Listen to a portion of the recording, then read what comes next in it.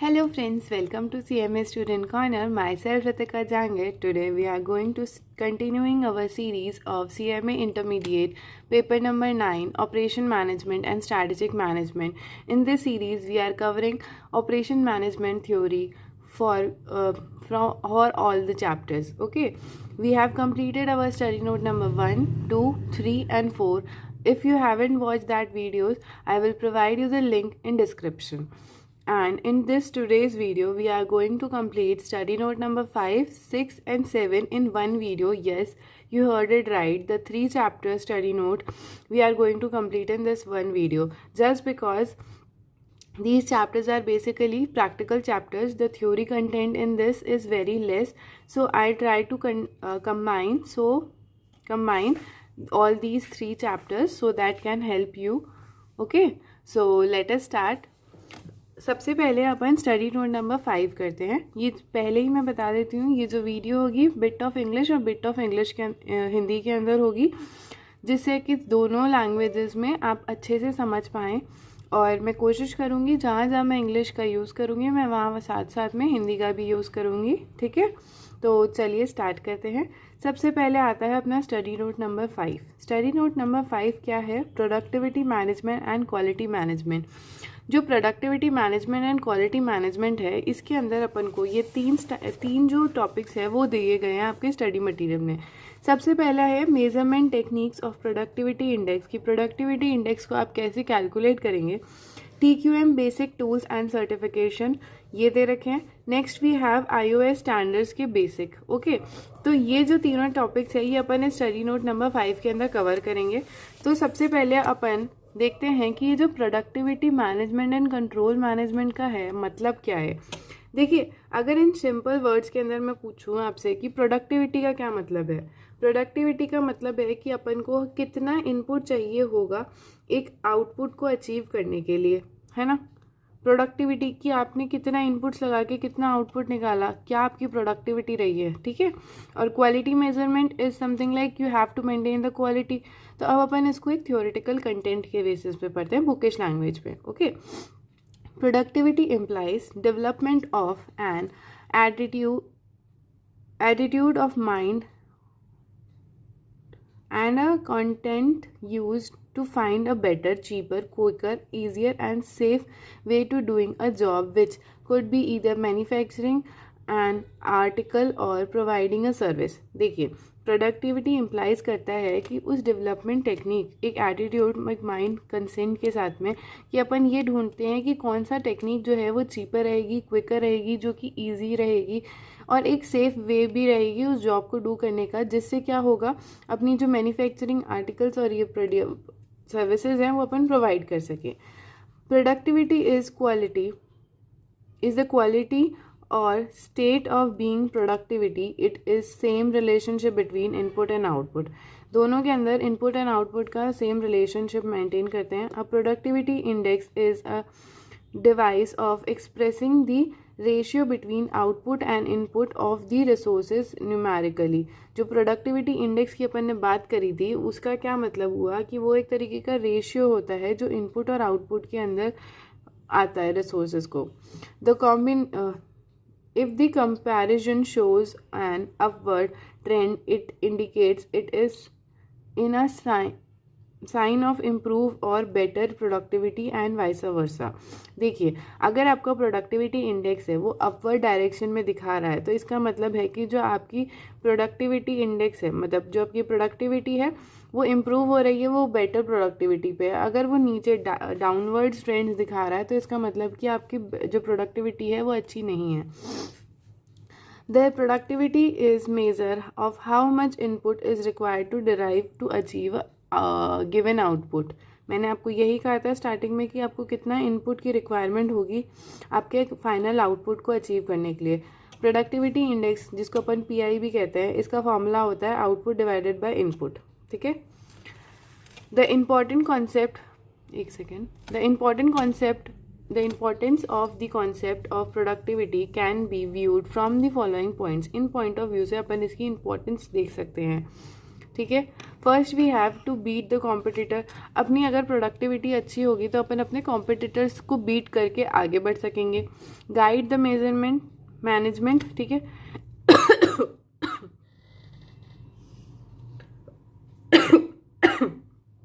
Sorry, guide the management को guide कर पाएंगे अपन, टेक्टिकल, प्लानिंग, एडमिनिस्ट्रेटिव, हर स्ट्रैटेजीज और इन सब लेवल्स पे। एंड इंडिकेटर ऑफ प्रोसेस, एक इंडिकेटर बन जाएगा आपके प्रोसेस का। मैक्सिमम यूटिलाइजेशन ऑफ रिसोर्सेज जो होगी, जो आपके पास कम रिसोर्सेज होती है, स्कैर रिसोर्सेज होती है, उनका एक अच्छा मैक्सिमम यूटिलाइजेशन होगा। की टू नेशनल प्रोस्पेरिटी, ठीक है। प्रोस्पेरिटी ऑफ लेबर का भी ध्यान होगा इसमें, और अदर यूजेस, ये सारी चीज़ें इसके अंदर इंपॉर्टेंस में आती है।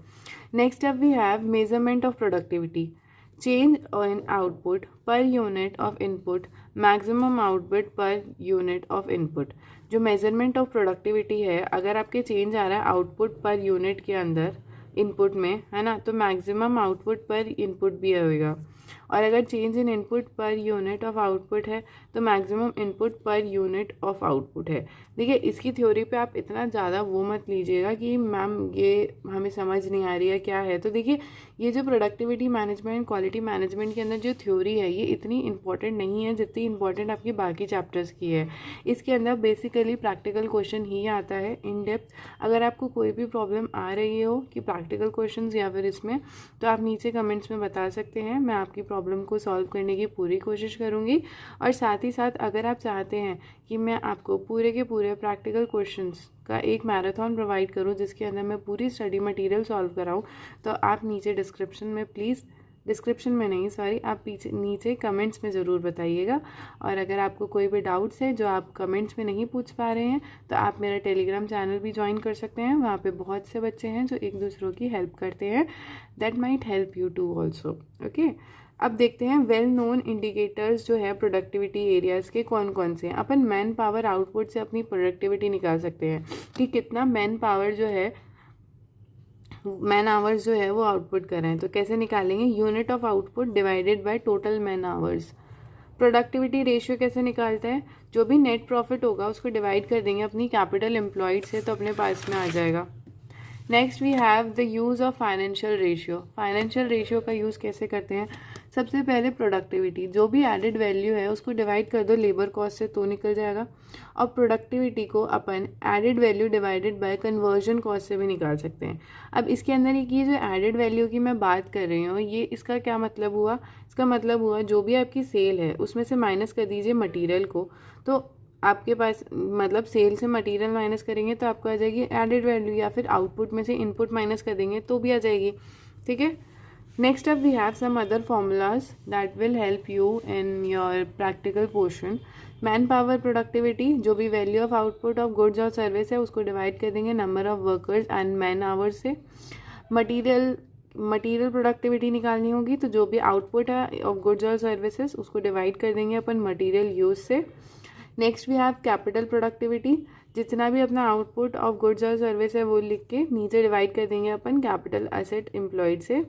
Next we have energy productivity, जो भी आउटपुट गुड्स और सर्विस का है वैल्यू का, वो उसको डिवाइड कर देंगे अपन एनर्जी यूज से। Combined measurement of productivity can be taken, कैसे लेंगे? अपन ले लेंगे मतलब आउटपुट ले लेंगे गुड्स और सर्विसेज का और डिवाइड कर देंगे जो भी वैल्यू है लेबर की, कैपिटल की, मटेरियल की या फिर अदर इनपुट्स की, उसको करके कंबाइंड मेजर ऑफ प्रोडक्टिविटी अपन निकाल सकते हैं। नेक्स्ट अब we have productivity and production and productivity. देखिए, दो टॉपिक हैं, एक होता है प्रोडक्शन। प्रोडक्शन क्या होता है कि इट्स ऑल अबाउट आउटपुट, कि कितना आपका आउटपुट निकला है। बट प्रोडक्टिविटी होता है कि रिलेशन क्या है आपके इनपुट और आउटपुट के बीच के अंदर। अगर अपन इसके अंदर डिफरेंस देखें या फिर इनको समझे तो देखिए, शुरू करते हैं।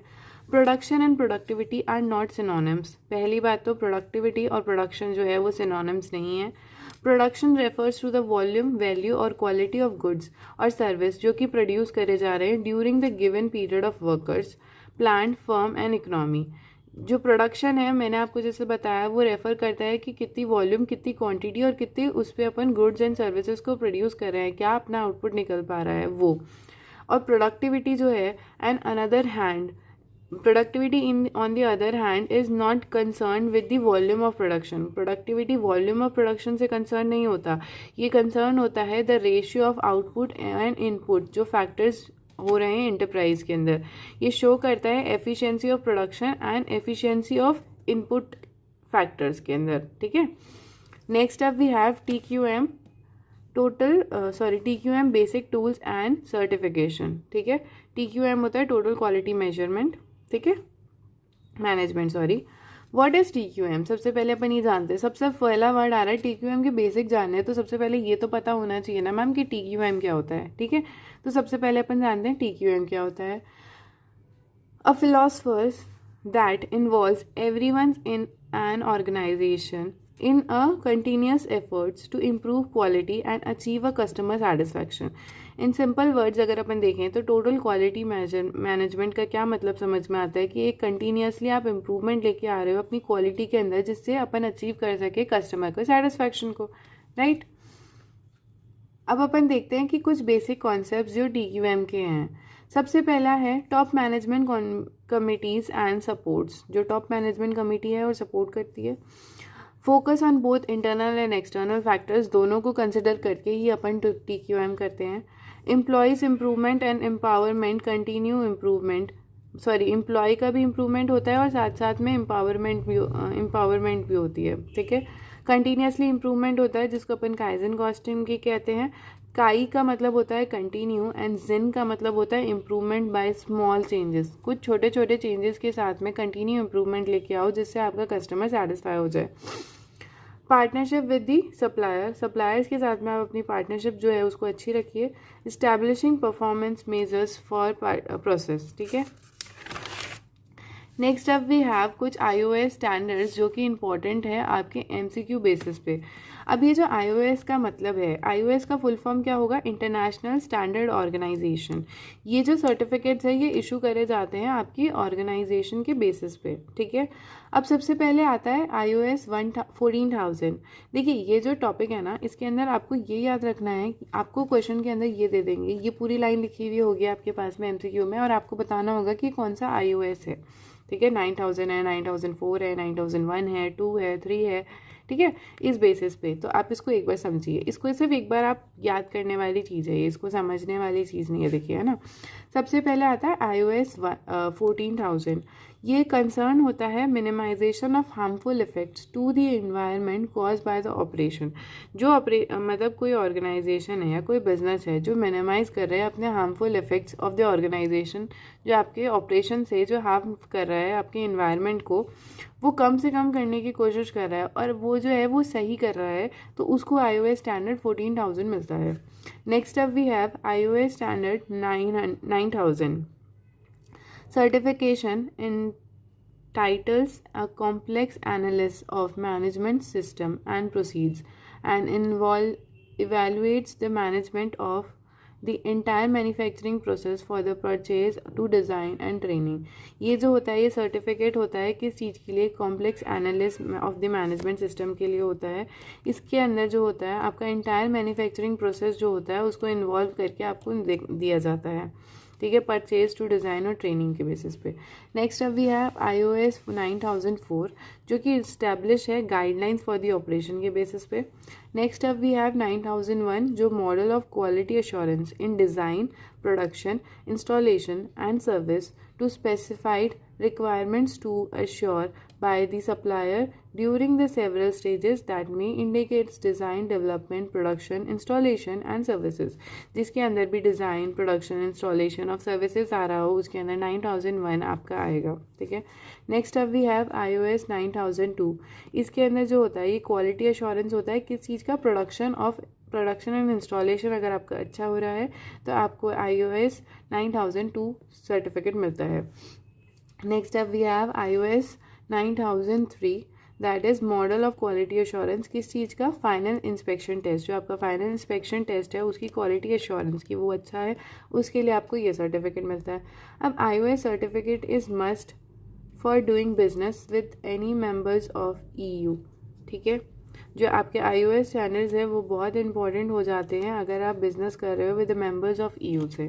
ठीक है. The latest version of iOS 9000 from the basic of 8 quality measurement principle। आपके जो बेसिक जो लेटेस्ट वर्जन आ रहे हैं iOS 9000 की सीरीज़ वाले, इसके अंदर जो है ये 8 मैनेजमेंट प्रिंसिपल्स को ध्यान देते हैं। फर्स्ट होता है system approach of the management, कि किस तरीके से आपका मैनेजमेंट जो है वो कौन सा सिस्टम की अप्रोच ले रहा है, कंटिन्यूसली इम्प्रूवमेंट होना चाहिए, हो रहा है नहीं हो रहा। फैक्टर्स जो अप्रोच करें टू डिसाइड डिसीजन मेकिंग के लिए, mutual benefits of the supplier relationship, customer focus, leadership, people involvement of process approach. देखिए, और एक ये इम्पॉर्टेंट है कि आपका iOS स्टैंडर्ड जो है वो रिवाइज होना चाहिए 5 years के अंदर, and revise to be needed. ठीक है, रिव्यू एंड रिवाइज होना चाहिए, इस पे MCQ बनता है। तो इसी के साथ में अपना स्टडी नोट नंबर 5 जो है वो कंप्लीट होता है, जिसके अंदर मैंने आपको तीनों के तीनों measurement techniques and productivity index, TQM basic tools and certification and iOS basic standards जो थे वो मैंने कंप्लीट कराए हैं। देखिए, इस चैप्टर में अगर आपको ऐसा लगा हो कि मैम ये बहुत ज़्यादा हौच पौच हो गया, तो देखिए इतना ज़्यादा इसमें कुछ है नहीं। इसके अंदर आपके बेसिकली प्रैक्टिकल पोर्शन से क्वेश्चन आता है, और आपको समझना है कि प्रोडक्शन एंड प्रोडक्टिविटी के अंदर क्या डिफरेंस है, TQM क्या होता है, और साथ ही साथ आपको ये जो iOS स्टैंडर्ड जो मैंने अभी अभी बताए, ये 9000, 9001, 2, 3, 4, ये किस किस के लिए कब अपन को सर्टिफिकेट इशू होते हैं। बाकी अगर आपने इतना कर लिया तो मोर देन इनफ है। आपके अंदर इसके आपके एग्जामिनेशन में इससे ज़्यादा थ्योरी कंटेंट नहीं आता है इस चैप्टर से।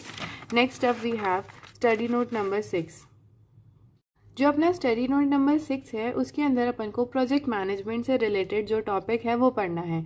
ये जो चैप्टर है ये दोनों के अंदर इम्पॉर्टेंट रखता है, ये थ्योरिटिकल कंटेंट से भी इम्पॉर्टेंट रखता है और प्रैक्टिकल बेसिस पे तो रखता ही रखता है। ज़्यादातर प्रैक्टिकल क्वेश्चंस बनते हैं, लेकिन थ्योरी कंटेंट से अपन को MCQs और MCQs और MCQ क्वेश्चन जो आपके मैच दी फॉलोइंग क्वेश्चंस होते हैं उसके अंदर आप इनके क्वेश्चंस देख सकते हैं। अब इस चैप्टर के अंदर अपन को 3 टॉपिक आपके बुक में दे रखे हैं, that is project planning, Gantt chart and PERT and CPM के अंदर डिफरेंस। ठीक है, तो अपन ये तीनों टॉपिक जो है आज इस वीडियो के अंदर कंप्लीट करेंगे। तो सबसे पहले शुरू करते हैं अपन। सबसे पहला इसमें टॉपिक आपको दिख रहा होगा कि प्रोजेक्ट मैनेजमेंट। तो आप सबके मन में क्वेश्चन आ रहा होगा कि ये प्रोजेक्ट मैनेजमेंट होता क्या है, मतलब क्या है इसका। तो प्रोजेक्ट मैनेजमेंट एक तरीके से प्रोसेस एक कह सकते हैं, या फिर एक डिसिप्लिन है ऑर्गेनाइजेशन का कि अपन अपने काम को किस तरीके से कंप्लीट करते हैं। मतलब कि अपनी जो कॉस्ट, टाइम और जो कॉस्ट कॉन्स्टेंट्स है, मतलब अपने सब में एक कॉन्स्टेंट्स का क्या मतलब होता है, लिमिटेड फैक्टर्स, की फैक्टर्स आपने पढ़े होंगे कॉस्टिंग के अंदर भी अपने। तो जो अपना स्कोप, क्वालिटी, टाइम और कॉस्ट, इन सब के अगर कॉन्स्टेंट्स भी है तो उन सब के साथ में एक प्रॉपर वे के अंदर जो अपन ने सोचा है अचीवेबल टारगेट, वो अच्छे अपन अचीव कर सकें। जो प्रोजेक्ट मैनेजमेंट है वो एक तरीके के वन टाइम ही होता है, ठीक है, जो अपने ऐड करता है, वैल्यू ऐड भी करता है, ठीक है, जो बेनिफिशियल होता है अपने लिए। अब इसमें एक टॉपिक आता है फ्लोट करके, ठीक है, फ्लोट्स क्या होते हैं। Floats in the network analyst represents the difference between the maximum time available to finish the activity and the time required to complete। एक अपने पास में जो मैक्सिमम टाइम है और जो अपन ने जिस टाइम में कंप्लीट करा है उस बीच का जो डिफरेंस होता है उसको अपन कहते हैं फ्लोट। ठीक है, टोटल फ्लोट क्या होता है। The total float is the maximum amount of which duration time of an activity can be increase without increasing the total duration time of the project. क्या कहा कि एक मैक्सिमम अमाउंट है जिससे अपना ड्यूरेशन टाइम जो है वो अपन इंक्रीज कर सकते हैं एक्टिविटी का, without increasing the total duration time of the project. ठीक है, एक पर्टिकुलर एक्टिविटी का कर सकते हैं, लेकिन अपन पूरे के पूरे प्रोजेक्ट का नहीं करेंगे। Next we have free float. Free float क्या होता है, एक सेकेंड। फ्री फ्लोट होता है, it is a fraction from the total float and the activity which can be used for rescheduling the activity without affecting the succeeding activity। ये free float जो होता है अपनी सक्सीडिंग एक्टिविटी को effect करे बिना अपने टोटल फ्लोट के बीच में देखा जाता है। फ्री फ्लोट कैसे निकालते हैं, जो भी अपना टोटल फ्लोट होता है उसमें से माइनस कर देते हैं slack time of the head event. जो स्लैक टाइम होता है आपके हेड इवेंट का उसको माइनस कर देते हैं टोटल फ्लोट में से, तो अपने पास में फ्री फ्लोट आ जाता है। अब ये फ्री फ्लोट, स्लैक टाइम, ये कैसे निकालते हैं, ये सारा का सारा प्रैक्टिकल कंटेंट है। अभी अपन इस वीडियो के अंदर पूरा का पूरा थ्योरी बेसिस पे फोकस कर रहे हैं। तो अगर आपको प्रैक्टिकल समझना है तो आप मुझे बता दीजिएगा, मैं आपका इसको प्रैक्टिकल कंटेंट से कुछ रिलेटेड क्वेश्चंस भी आपको इसमें प्रोवाइड कर दूंगी। इंडिपेंडेंट फ्लोट क्या होता है? It is a time by which the start of an activity can be reschedule without affecting the earlier start time. ठीक है, इसके अंदर जो स्टार्टिंग पॉइंट होता है एक्टिविटी का, अपन उसको चेंज कर सकते हैं without affecting the earlier start time. ठीक है, immediately following the activity assuming that the preceding activity has finished the latest finish time. ठीक है, अब इंडिपेंडेंट फ्लोट अपन किस तरीके से निकालते हैं? इंडिपेंडेंट फ्लोट अपन निकालते हैं जो भी अपना फ्री फ्लोट है उसमें से माइनस कर देते हैं टेल स्लैक को। ठीक है, यूज़ ऑफ फ्लोट किस में काम आता है? इंफॉर्मेशन इन डिसीजन मेकिंग के अंदर जो फ्लोट की इंफॉर्मेशन है वो क्या काम आती है? सबसे पहला है अपने पास में total float can effects both the previous and subsequent activities. जो अपना फ्लोट होता है, टोटल फ्लोट होता है, वो आपकी प्रीवियस एक्टिविटीज़ को इफेक्ट करता है और साथ ही साथ में आपके आगे वाली सब्सिक्वेंट एक्टिविटीज़ को भी इफेक्ट करता है। Total float can be use without affecting the subsequent activities. जो टोटल फ्लोट है अपन उसको यूज़ कर सकते हैं विदाउट अफेक्टिंग दी सब्सिक्वेंट एक्टिविटीज़ को। Independent float can be use in allocation of resources elsewhere and increasing the time of some non-critical activities। जो independent float होता है अपन उसको एलोकेट कर सकते हैं रिसोर्सेज को elsewhere and increase कर सकते हैं अपना टाइम जो कि नॉन क्रिटिकल एक्टिविटी का होता है। नेगेटिव फ्लोट जो होता है वो सिग्निफाइज करता है reduction in target time and finish the work in time. जो अपना टाइम अपन ने सोचा था वो उस टाइम पे नहीं हुआ है, रिडक्शन हो गया, इसको सिग्निफाइज करता है। Next up we have critical path. Critical path क्या होता है? One of the purpose of critical path analysis is to find the sequence of activities with the largest sum of duration time and the sum find the minimum time necessary to complete a project. The path of network is called as critical series and of activities which is also known as critical path। देखिए अपन एक network diagram provide करते हैं जब अपन को ई और L upon को निकालना पड़ता है। जो अपना मिनिमम टाइम होता है और मिनिमम टाइम और अपन ड्यूरेशन निकालते हैं, उसके अंदर जो सबसे कम आ रहा है या फिर एक जैसा आ रहा है अपन उसको क्रिटिकल पाथ कहते हैं। ठीक है, ये होता है एक सीक्वेंस ऑफ एक्टिविटीज़ होता है जिसके अंदर लार्जेस्ट सम जो होता है ऑफ ड्यूरेशन टाइम का वो, और जो मिनिमम टाइम नेसेसरी होता है उसको अपन देख के एक पाथ बनाते हैं। ये आप प्रैक्टिकल क्वेश्चंस करेंगे तो आप ज़्यादा अच्छे से समझ पाएंगे। Next up we have Gantt chart. Gantt chart जो होता है इज़ अ ज्योग्राफिकल रिप्रेजेंटेशन है किस चीज़ का? ऑफ सीरीज ऑफ एक्टिविटीज़ जो ड्रॉ करी जाती है टाइम स्केल पे। इसकी जो हॉरिजॉन्टल एक्सिस मतलब एक्स एक्सिस जो होती है वो रिप्रेजेंट करती है टाइम को, और जो वर्टिकल एक्सिस होती है वाई एक्सिस वो रिप्रेजेंट करती है एक्टिविटीज़ जो आपने परफॉर्म करी है। इसको अपन बार चार्ट भी कह सकते हैं because it is graphical representation of information. The position of length and of the horizontal bar indicates the start and complete data of the activity। ठीक है, इसके अंदर समझाने का नहीं था कुछ भी, बहुत इजी लैंग्वेज लिख रखी थी, तो आई होप आपको समझ में आ गई होगी। नेक्स्ट अब वी हैव कि जो गैंट चार्ट है उसके क्या क्या स्ट्रेंथ्स है अपन ये देखते हैं।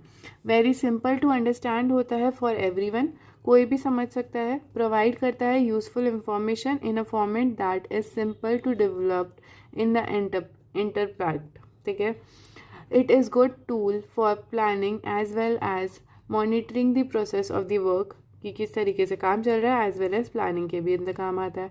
Gantt chart suits the requirement of a wide range of media from rules papers to mechanical devices and computer system etcetera. For exam from books paper page 174। देखिए इसके अंदर 174 पेज पे मैं आपको कुछ समझाना चाहती हूँ, एक बार आप सुनिए।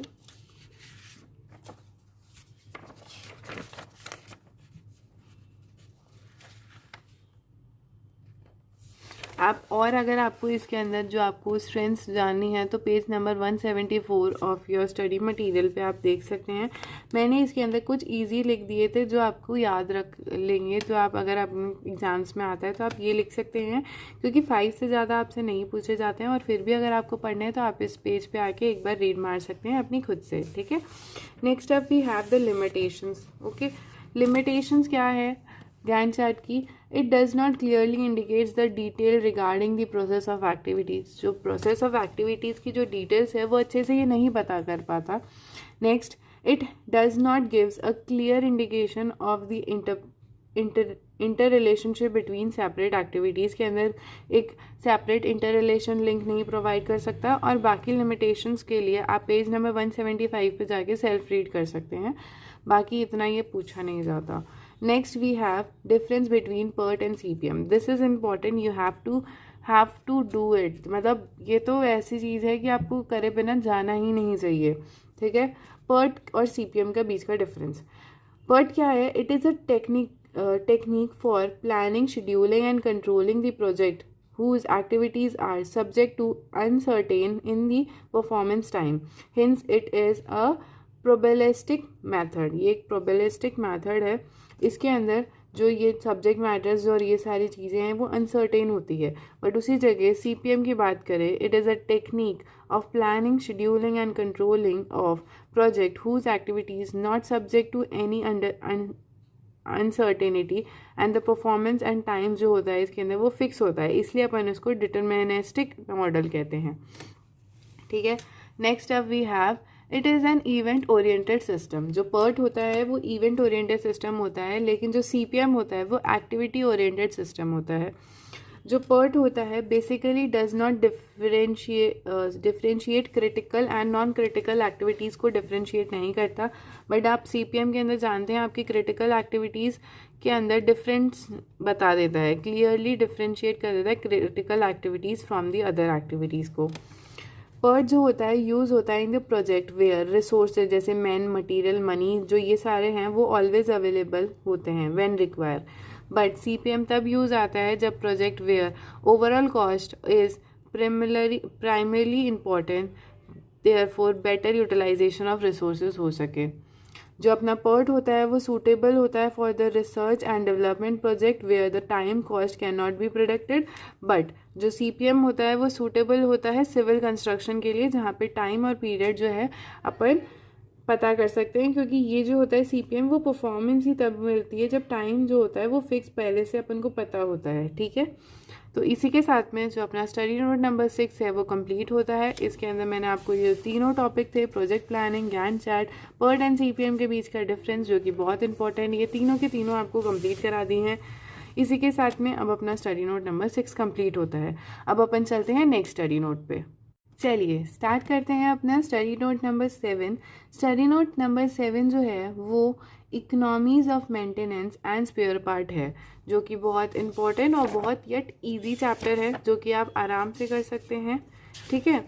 इसके अंदर अपन को कुछ टॉपिक्स पढ़ने हैं जो मैं आपको बताती हूँ क्या क्या है। इसके अंदर अपन को 5 सब पॉइंट्स का जो है वो अपन को पढ़ने होते हैं।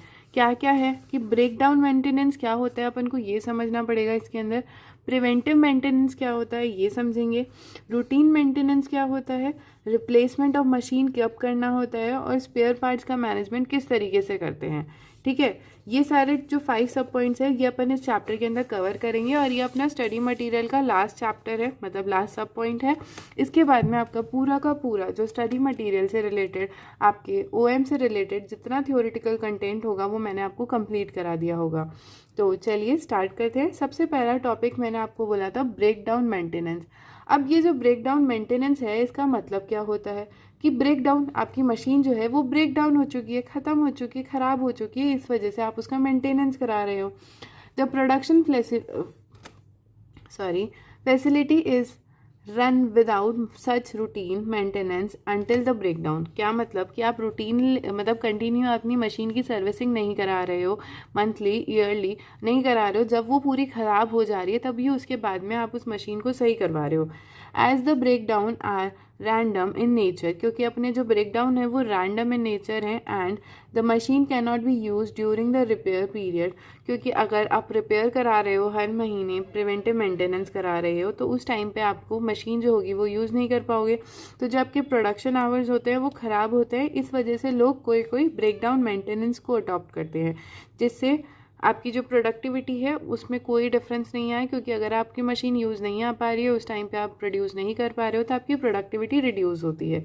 Next up we have preventive maintenance. Preventive maintenance का क्या मतलब होता है, मंथली या फिर आप एक फिक्स टाइम पीरियड के अंदर बार बार में अपनी मशीन को रूटीन चेकअप के, या फिर रूटीन चेकअप नहीं, रूटीन मेंटेनेंस हो रहा है, ठीक है।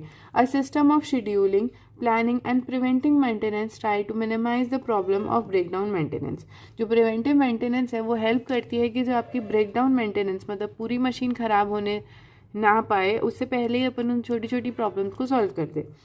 It involves periodical inspection of equipments and machinery to uncover condition that leads to production breakdown and harmful description.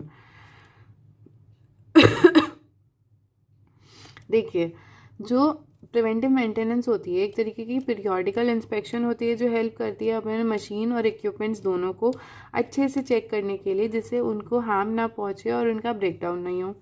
The preventive maintenance is a costly affair. जो प्रिवेंटिव मेंटेनेंस होता है वो कॉस्टली अफेयर होता है, क्योंकि देखिए एक बार मशीन ख़राब होगी तो अपन उसको करेक्ट करा देंगे, बट अगर आप कंटिन्यूसली हर मंथ अपनी मशीनरी की सर्विस करा रहे हो तो आपकी प्रोडक्टिविटी तो रिड्यूस हो ही रही है, हर महीने उसकी कॉस्ट भी लग रही है, तो that is very costly affair. Okay, next, this reduce the unanticipated breakdown. जो होने वाला ब्रेकडाउन है वो उसको रिड्यूस करती है, इंक्रीज करती है availability of the equipments and production purpose, maintain optimum productivity efficiency and equipment and machinery, reduce करते हैं the work centre of maintaining job, increasing करता है प्रोडक्टिविटी एंड सेव करता है लाइफ ऑफ द वर्कर्स। देखिए, अगर आप मशीनरी को सही से मेंटेनेंस कराओगे पीरियोडिकली, तो जो आपका जो टाइम जो बाद में ख़राब होने वाला था वो बच जाएगा, आप ब्रेकडाउन से बच पाओगे, और साथ ही साथ जो आपके वर्कर्स उस मशीन पे काम कर रहे हैं उनकी भी लाइफ पे आप एज अ प्रोटेक्शन काम कर रहे हो, क्योंकि अगर अचानक से मशीनरी ख़राब हो गई, पूरी ब्रेकडाउन हो गई, हाथ आ गया, कुछ भी हो गया,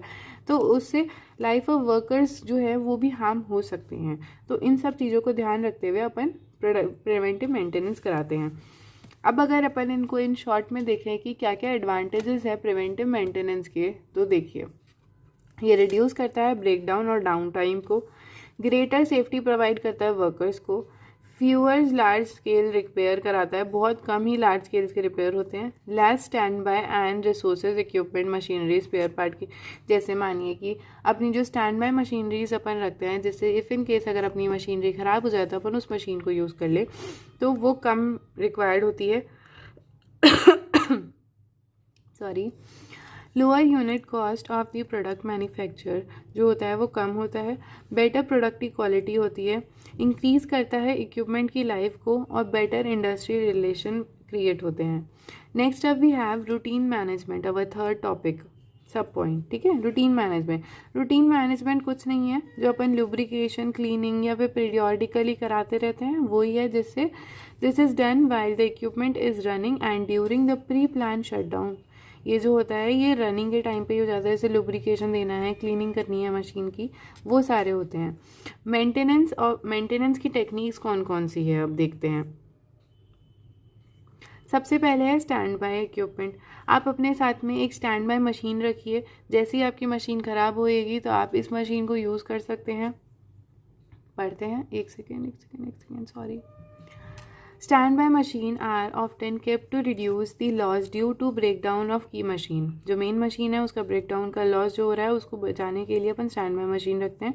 there are various cost involve in standby machine, but इसके अंदर कुछ कॉस्ट भी इन्वॉल्व होती है, जैसे there is a interest cost of capital investment, जो आपने कैपिटल इन्वेस्टमेंट करी है। The spare part needs to keep standby machine, उन स्पेयर पार्ट्स का भी नीड होती है अपन को, उसको रखना है स्टैंड बाय मशीन के लिए। There is a description of value of standby machine, कि आपको ध्यान रखना पड़ता है, उसकी रिकॉर्ड्स रखने पड़ते हैं, पीरियोडिकली चेकअप करानी पड़ती है कि जो services and necessary to keep standby machine है ना गुड कंडीशन। जैसे कि कोई मशीनरी स्टैंड बाय में आपने रख रखी है, लेकिन वो मशीनरी रखे ही वो स्टैंड बाय मशीन ही ख़राब हो गई, तो जिस टाइम पे ब्रेक डाउन हुई है आपकी मशीन उस आपने सोचा कि स्टैंड बाय लिया और स्टैंड बाय को देखा तो अरे स्टैंड बाय मशीन तो पहले से ही ख़राब हो रखी है, तो इसका भी पीरियोडिकल आपको मेंटेनेंस कराना पड़ता है।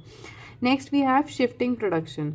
If one machine is in a production line requires shutdown, the output of maintenance by shifting the underutilized machinery in other lines के अंदर भी होता है, ठीक है। Next we have spare part maintenance. Spare part maintenance किस तरीके से करते हैं, जो अपने स्पेयर पार्ट्स होते हैं वो दो टाइप के अंदर क्लासीफाई करें, मतलब एक ग्रुपिंग करें, एक होते हैं फास्ट मूविंग और एक होते हैं slow moving parts. The system should be follow to keep track, किस चीज़ को करने के लिए अपन ट्रैक में रखने के लिए क्या करते हैं अपन, spare part management, to keep records of the spare parts required for a particular type of maintenance, की कौन कौन से स्पेयर पार्ट्स जो हैं रिक्वायर होंगे एक पर्टिकुलर मेंटेनेंस के लिए। कीप करते हैं रिकॉर्ड्स ऑफ स्पेयर पार्ट्स जो कि रिसीव हुए हैं, यूज़ इन दी पास्ट, जो पास्ट में यूज़ हुए हैं उनका रिकॉर्ड रखिए कि कितना कितना सामान यूज़ आया, कितना रिमेनिंग बचा है आपका। Schedule forthcoming major maintenance services, ठीक है। Keep record of spare parts vendors, forecast करता है future demand of fast moving spare parts based on the past computation, जो अपनी उसकी बेसिस पे। अब अपन देखते हैं, एक होता है रेगुलर स्पेयर। रेगुलर स्पेयर्स जो होते हैं जो यूज़ एंड थ्रो वाले होते हैं, ठीक है। The spare parts requires regular in a suitable sustainable numbers, ठीक है। The reliability of per unit cost of the item is very less, जो इनकी पर यूनिट कॉस्ट होती है वो बहुत कम होती है। अपन इनको यूज़ करते हैं, ये पेन ख़त्म हुआ मैं इसको फेंक दूंगी। बट इंश्योरेबल स्पेयर्स जो होते हैं नॉट एक्सपेक्टेड टू यूज़, जो ये एक्सपेक्ट नहीं करे जाते कि इनको यूज़ करेंगे, इसको एज अ सेफर साइड में रखते हैं, ठीक है।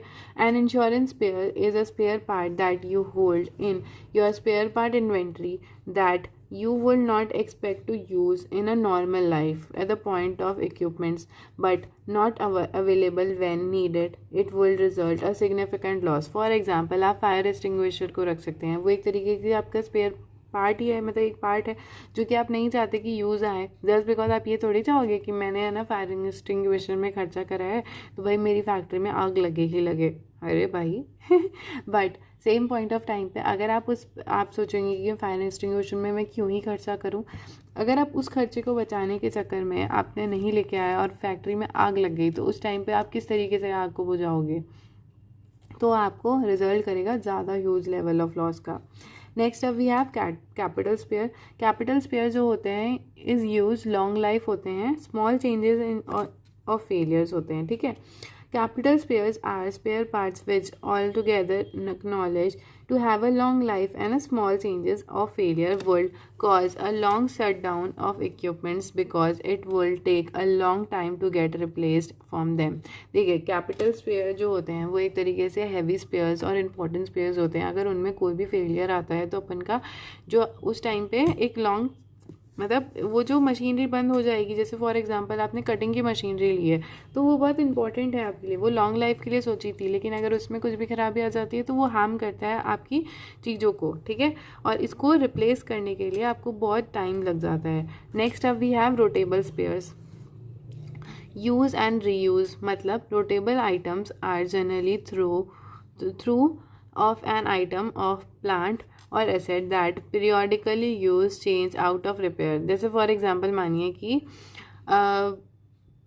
पेचकस सबने सुना होगा, आप उस पेचकस को ऐसे तो है नहीं कि आप एक बार अगर आपने कोई स्क्रू है उसको ओपन कर लिया तो आप बस उसको थ्रो कर देंगे या फिर उसको रख लेंगे या फिर आप उसको वापस से यूज़ नहीं करेंगे, उसको आप वापस से यूज़ करोगे जब भी आपको रिक्वायर पड़ेगा। तो ये रोटेबल स्पेयर्स कि आप यूज़ करते हैं और फिर उसको रखते हैं फिर वापस रीयूज़ करते हैं। The management of rotatable items and repairable spares parts is different to the management of other inventory item. Proper control requires greater cooperation between maintenance and store inventory management. ठीक है, समझ में आ गया यूज़ रीयूज़ करके in simple words के अंदर। इसी के साथ में अपने ये जो स्टडी नोट नंबर 7 के अंदर breakdown maintenance, preventive maintenance, routine maintenance, replacement of machinery, spare part management, मैंने ये सारे टॉपिक्स कवर कर दिए हैं। आज की वीडियो के अंदर अपन ने स्टडी नोट नंबर 5 पढ़ा, 6 पढ़ा एंड 7 पढ़ा। इसी के साथ में अपना ये जो सीरीज़ है ये कंप्लीट होती है। मैंने अपनी तरफ से पूरी की पूरी ऑपरेशन मैनेजमेंट के अंदर जितनी थ्योरी थी वो कंप्लीट करा दी है आपको। आई होप कि आपको मेरे ये एफर्ट्स और मेरी ये वीडियो कंटेंट, मेरे नोट्स आपको अच्छे लगे हों। अगर आपको अच्छे लगे हों तो प्लीज़ कुछ थोड़ा सा एफर्ट देते हुए, प्लीज़ मेरे को मोटिवेट करते हुए प्लीज़ इस वीडियो को लाइक कर दीजिएगा, शेयर कर दीजिएगा और मेरे चैनल को सब्सक्राइब कर दीजिएगा।